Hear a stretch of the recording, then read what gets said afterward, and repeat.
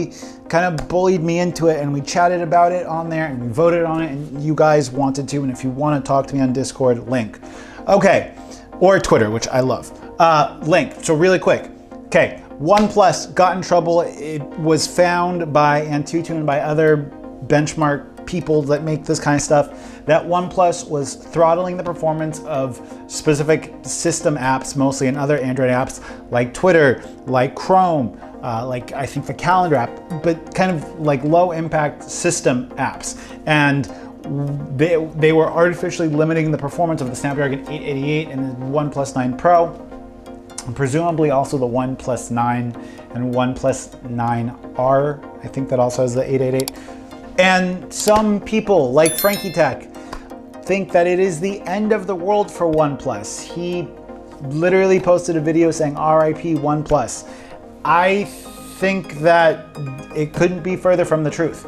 OnePlus is on a mission to make fast and smooth devices. Now, before the OnePlus 9 controversy came up, a bunch of people and a bunch of YouTubers were already saying that the performance from the Snapdragon 888 and the OnePlus 9 was great. It was one of the best phones. I think it was MKBHD's favorite phone. It was other people's favorite phone. So the performance that we were already getting from this device at this level was something that people considered to be flagship. Now, combine that with the fact that we have UFS 3.1 storage in these devices. UFS 3.1 storage means that for apps opening and closing, it's gonna just happen a lot faster because the storage speed is a lot faster, and storage speed is like maybe the number one thing when it comes to app opening speed, which is what the average user perceives as smoothness, is how quickly does the app load.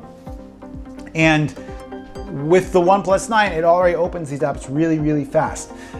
So I don't see why throttling that back the CPU to retain battery life is necessarily a bad thing. Now, the second point that I wanted to make was that we've had tons of reports of the Snapdragon 888 overheating in tons of devices, and in all the different manufacturers handle the Snapdragon 888 in a different way when it comes to throttling, when it comes to thermal management, when it comes to undervolting, when it comes to all of the really boring technical stuff that you probably don't care about.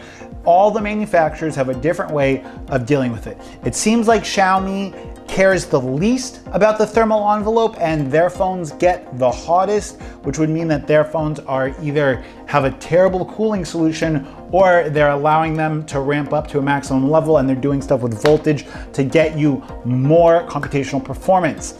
Other manufacturers are much more conservative on that stuff, and they throttle the devices back prematurely so that the device doesn't reach as high of a maximum temperature and then have to throttle back as quickly as possible. So if this was a world where the Snapdragon 888 had no issues with overheating and it had no issues with thermal management, then I would see that this artificial throttling of the CPU for specific apps that the developers kind of define as low priority, I could see that being a bigger deal, right? Because that means that we have thermal headroom to give us a faster, better, more fluid user experience. But that's not the case. The case is that we have had tons of reports of the Snapdragon 888 overheating and throttling, and basically because of that, we see that it has like worse long-term sustained performance for stuff like gaming. And then companies like Xiaomi get a ton of shit for their phones getting so hot. So you can't win. The third and final thing in regards to this throttling, to this benchmarking thing, where I kind of do agree with Frankie Tech, and Frankie, if you watch this, I have no beef with you. We just have a slight disagreement of opinion. Now, the third and final thing that I kind of agree with Frankie Tech on, and Frankie, if you are watching this, I have no beef with you. Personally, we've talked on DM on Twitter before, we just have a difference of opinion. And that is that specifically with the Snapdragon 888 OnePlus 8 Pro, the fact that it is something that users have no knowing of, the fact that users aren't going between like a battery optimized performance or performance optimized mode, right? The fact that that's not clear for users, to me is a little bit deceptive. But at the same time, if no one's complaining about the performance of the OnePlus 9, why do we care? If it's providing us a great user experience, why does it matter that some of the system apps that are low priority are getting throttled? Because right now I have where's my tablet?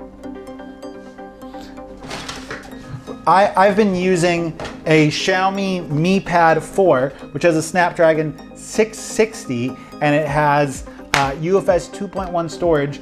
And with this SoC, which is like maybe 1/4 of the power of the Snapdragon 888, it runs Chrome, it runs my web apps, it runs Brave. And if you guys use Brave, go ahead and tip me or set up your donations. It helps me a lot. I can't work right now. I know I just went into another lockdown. Fuck my life.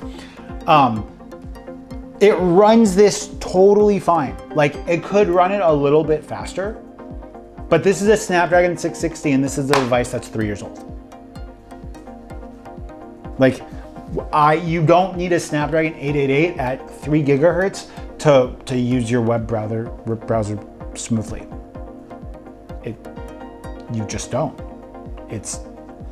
We had a great user experience with the 855 and UFS 3.1 storage. I don't see why this is a reason for controversy other than it's OnePlus not being transparent to users. But ultimately, I made this video because you guys wanted to watch it. So what do you think? Peace.